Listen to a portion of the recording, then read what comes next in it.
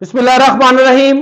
अस्सलाम वालेकुम जी दोस्तों, क्या हाल चाल है? सब दोस्त ठीक हैं भाई? नमाज हम पे फर्ज है, हमें भी पढ़नी चाहिए और दूसरों को भी दावत देनी चाहिए। इंशाल्लाह ताला हम नमाज की दावत ऐसे देते जाएंगे। और कहते हैं कि गई जवानी फिर नहीं आती, भावें लख खुराका खाइए। कौन कहता है? मेरी रेगमाई वाला सफूफ, रेगमाई वाली मजून ते रेगमाई वाला तिला। जे रेगमाई दे नाल जवानी वापस ना आइए तो फिर मैंने इस नंबर पर कॉल करके कहना है कि हकीम साहब तुसीं गलत कह रहे हो।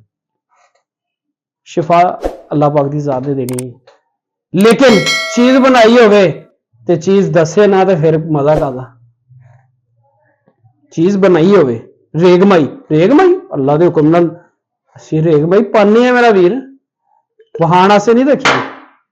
अल्लाह दे हुक्म नाल रिजल्ट आंदा है। जुबान दे उत्ते रख पहली खुराक ते 15 मिनट बाद मैनूं फोन करके कहना है कि हकीम साहब तुसीं सही कह रहे सो कि गलत कह रहे सो।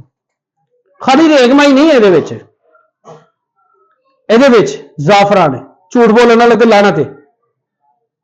जाफरान है, रेगमाई है, जिनसिंग है, अकरकर है, जायफल, जलवतरी, लौंग, दालचीनी, जिन सारिया चीजा ने देसी चीजा ने। और 1% स्टीरॉइड केमिकल होवे मैं जुर्मदार हाँ तुहाडा। और जो मेरे दोस्त कह रहे हैं ना असं पाकिस्तान आ रहे हैं तो यार बड़े बड़े नामवर हकीमां को मेडिसिन खा लीए। नहीं यार, तुसी इस नंबर पर ये कॉल ही नहीं की। कॉल करो फिर गल्लां कॉल ते होणगियां। ऐ अल्लाह के हुक्म नाल सिर्फ है ए भी रेगमाई, ए भी रेगमाई ते ए भी रेगमाई। रिजल्ट इंज दा आवेगा, तुसी खुद कहोगे कि यार बल्ले बल्ले कराती है। असी थल्ले नहीं लगे, गल्लां मैनूं नहीं आंदियां करनियां, लेकिन मैं जो हकीकत है ने वो बयान करनी है। जिहड़े दोस्त कह रहे हैं ना इंज हो गया, और यार तुसी खुद कहोगे तो रिजल्ट मिले ना मिले मैनूं आण के मेरे खड़ा रख के कहना कि हकीम साहब तुसी गलत गल्लां कर रहे सो। शिफा अल्लाह ने देनी है, मेरा काम है तुहानूं दवाई अच्छी तो अच्छी देना।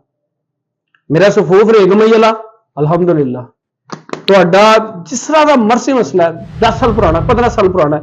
और भाई सिर्फ लोग गल्लां करते हैं तुहाडा वीर बनांदा है, लेकिन मैनूं गल्लां नहीं आंदियां अलहमदुलिल्लाह।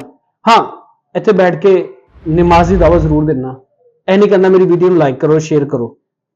जे अगर अच्छी लगे, दिल चो आवाज निकले कि हकीम साहब ने गल बिल्कुल परफेक्ट की है, तो वीडियो शेयर करने नाल किसी का भला होइए तो मैं कहना फिर देर नहीं लानी, फिर करनी। जे तुहानूं मेरी दवाई खाना मजा आवे, समझ रहे हो ना मेरी गल नूं, तो फिर तुहाडे ते हक बनदा ना मेरी वीडियो में शेयर करना अपने किसी दोस्त नूं।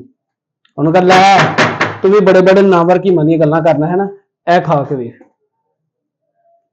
इंशाअल्लाह ताला मैं अगर ये फायदे दसने शुरू हो गया इन्हां तिन्नां चीज़ों के, तो वीडियो बड़ी लंबी हो जाएगी। मैं शॉर्ट सिर्फ गल्लां करके चलना, क्यों उसकी वजह मेरे पेशेंट का टाइमिंग शहबत स्पर्म तो अगर तुहाडा पतला है उन्होंने एक्टिव करेगा, स्पर्म गाढ़े बहुत ज्यादा रिजल्ट आएगा। यार तुसी, मैं हकीकत बयान कर रहा, इन्ना अच्छा रिजल्ट मैं किसी का नाम नहीं लेना चाहता, किसी का दसना नहीं चाहता। इतने इस तरह के कई लोग लैना च लगे ने जिहड़े कहंदे ने कि असीं खाधी हकीम साहब सानूं दसो सी आग में नहीं, ये प्राइवेसी है। तो इंशाअल्लाह ताला जिहड़े दोस्त जिहड़ा मेरा भरा कहंदा है कि एंड हो गया है, बिल्कुल नहीं है।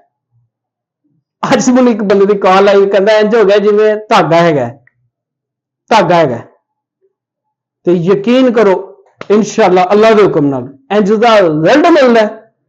बंदे कहते हैं कि वाकई कोई चीज खाधी है, no steroid, no chemical, no नशावर चीज, नो ऐसी कोई चीज, टोटल जड़ी बूटियां। अगर ये मेरी मेडिसिन च कुछ साबित हो जाए तो मैं हाजिर। चीज बनाई दी, चीजा पाई दी ने। तो जो दोस्त कहते हैं ना कि सानू मसला है, चुप करके मेरा भरा इस नंबर पर कॉल करो 032245954118। काफी दोस्त कह रहे थे कि पंजाबी च वीडियो बना, तो मेरे को जिन्नी को बोली जाती भरा जी होनी तो मैं बना लीए। बाकी मेरी वीडियो अच्छी लगे तो लाइक शेयर करके अगे दोस्तों जरूर भेजो। मिलांगे नैक्सट वीडियो के नाल। दुआवां च याद रखियो। अस्सलाम वालेकुम।